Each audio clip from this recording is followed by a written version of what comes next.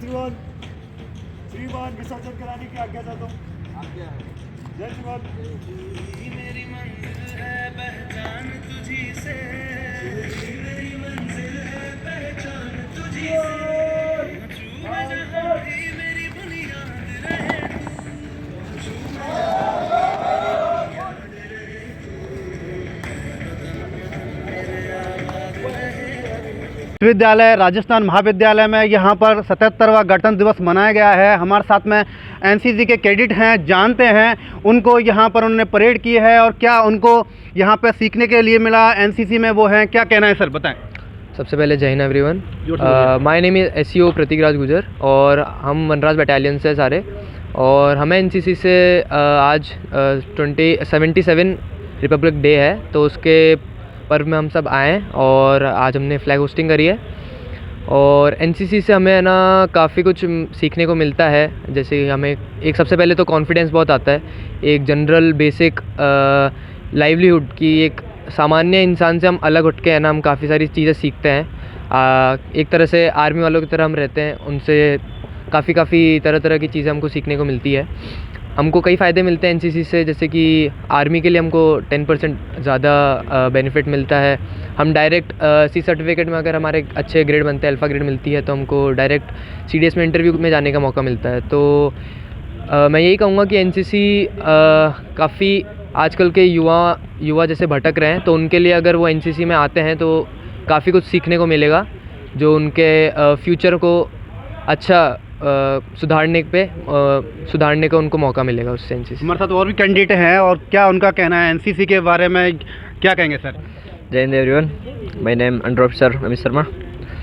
मैं यही कहना चाहूँगा एनसीसी सभी ज्वाइन करें। एनसीसी से हमें लीडरशिप का मौका मिलता है और आत्मविश्वास बढ़ता है अपना।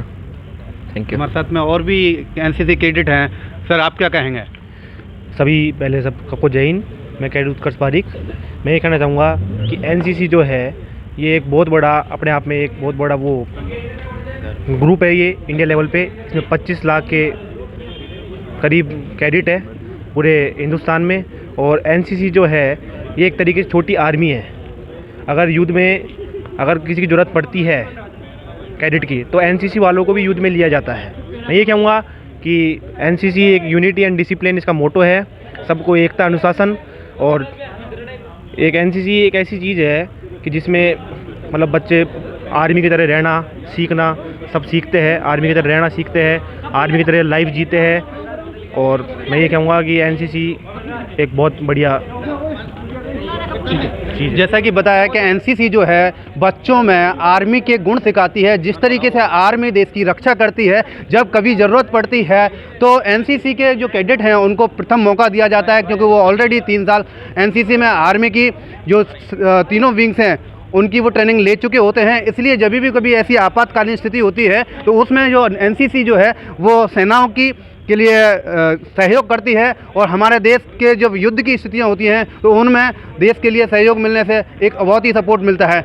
बने रहिए। ये भी हमारे साथ कैंडिडेट हैं, क्या कहेंगे सर। अभी ऑपरेशन सिंदूर हुआ था, उसके अंदर हमारे को भी कमांड मिली थी कि हम एनसीसी के अगर कुछ भी अगर सहयोग पड़ता है, कुछ भी सहयोग आर्मी के मतलब मिलता है, जैसे कोई ट्रीटमेंट कहाँ बमबारी हो जाए, तो हमारे को ये आदेश दिया गया था कि वहाँ पे आपको जागरूक रहना है, वहाँ पे एक देशवासी की तरह, एक जवान की तरह काम करना है और अपने देश के लिए लड़ना है। वहाँ पे चाहे ट्रीटमेंट हो चाहे कुछ भी हो, अगर लड़ना भी पड़े तो वहाँ पे हम एनसीसी की तरह नहीं, हम आर्मी की तरह लड़ेंगे और अपने देश के लिए बलिदान देने के लिए भी तैयार रहेंगे। जैसा कि एक कैंडिडेट ने बताया कि इन लोगों को पहले ही ये बता दिया जाता है कि अगर ज़रूरत पड़ती है, तो जैसे कि सिंदूर ऑपरेशन हुआ था, ऑपरेशन सिंदूर में ये पहले इनको सूचित कर दिया गया अगर कहीं आपकी ज़रूरत पड़ती है, नागरिकों की सुरक्षा की ज़रूरत पड़ती है या किसी और ज़रूरत पड़ती है, तो उसके लिए कैंडिडेट जो एनसीसी कैंडिडेट हैं उनको वहाँ पर मौका दिया जाएगा और उसके लिए वो तैयार रहे हैं। हमारे साथ बने रहे दानेसर इंडिया से मैं डॉक्टर अजीत सिंह।